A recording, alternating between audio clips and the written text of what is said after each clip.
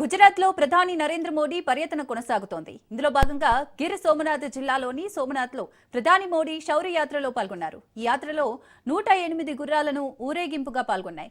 మొఘల్ దురాక్రమణదారుడు గజనీ మొహమ్మద్ సోమనాథ్ ఆలయంపై 1026వ సంవత్సరంలో దాడి చేశాడు.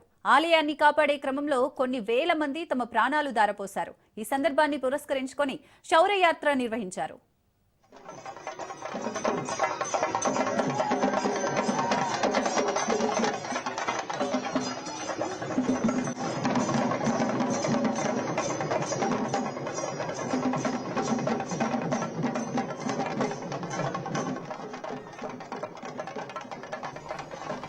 भव्य सोमनाथ मंदिर का जो प्रांगण है, यहाँ न सिर्फ कलाकारों ने अपनी प्रस्तुतियाँ दी, बल्कि किस तरीके से अगर यहाँ की बात की जाए, क्योंकि प्रधानमंत्री बनने के बाद से हमने देखा किस तरीके से जो विकास को रफ्तार मिली।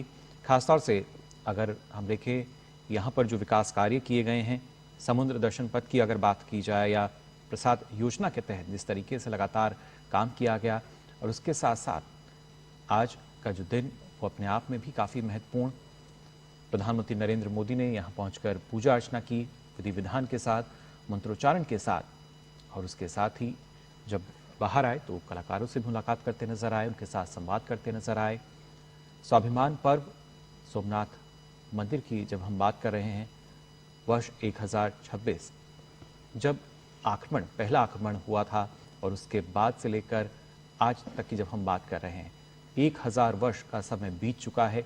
लेकिन 1000 वर्षों में 1000 बार से ज़्यादा ये मंदिर, ये आस्था का केंद्र ना सिर्फ एक पूजा स्थल के रूप में जाना गया, बल्कि भारत की सांस्कृतिक विरासत की बात की जाए, धार्मिक विरासत की हम बात करें, विश्वास की बात की जाए, तमाम रूपों को अपने में समेटे हुए।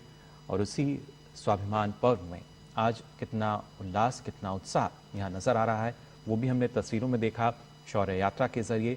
और उसके बाद की तस्वीरें जहां पर प्रधानमंत्री नरेंद्र मोदी पूजा अर्चना करते हुए नजर आए मंदिर के अंदर।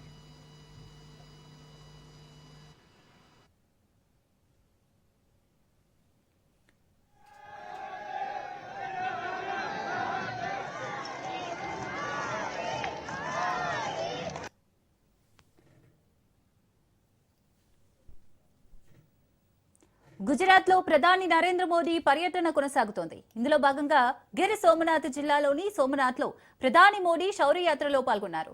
ఈ యాత్రలో 108 గుర్రాలను ఊరేగింపుగా పాల్గొన్నాయి. మొఘల్ గజనీ మొహమ్మద్ సోమనాథ్ ఆలయంపై 1026వ సంవత్సరంలో దాడి చేశాడు.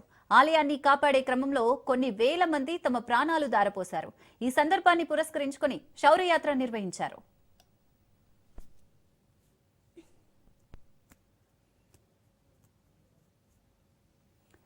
భారత సాంస్కృతిక పునర్జన్మకు ప్రతీక సోమనాథ్ ఆలయం. భారతదేశ చరిత్రలో కొన్ని స్థలాలు కేవలం రాతి కట్టడాలు మాత్రమే కావు, అవి ఒక నాగరికత యొక్క ఆత్మ విశ్వాసానికి నిరంతర పోరాట స్ఫూర్తికి ప్రతీకలుగా నిలుస్తాయి.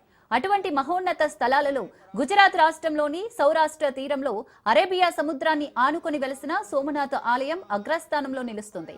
కాల ప్రవాహంలో ఎన్నో విధ్వంసాలు ఎదుర్కొన్నా, ఎన్నోసార్లు నేల కొరిగిన ప్రతిసారి మరింత ఘనంగా పునర్జన్మ పొందిన ఈ దేవాలయం భారతీయ ఆత్మ బలానికి అమర చిహ్నంగా నిలిచింది.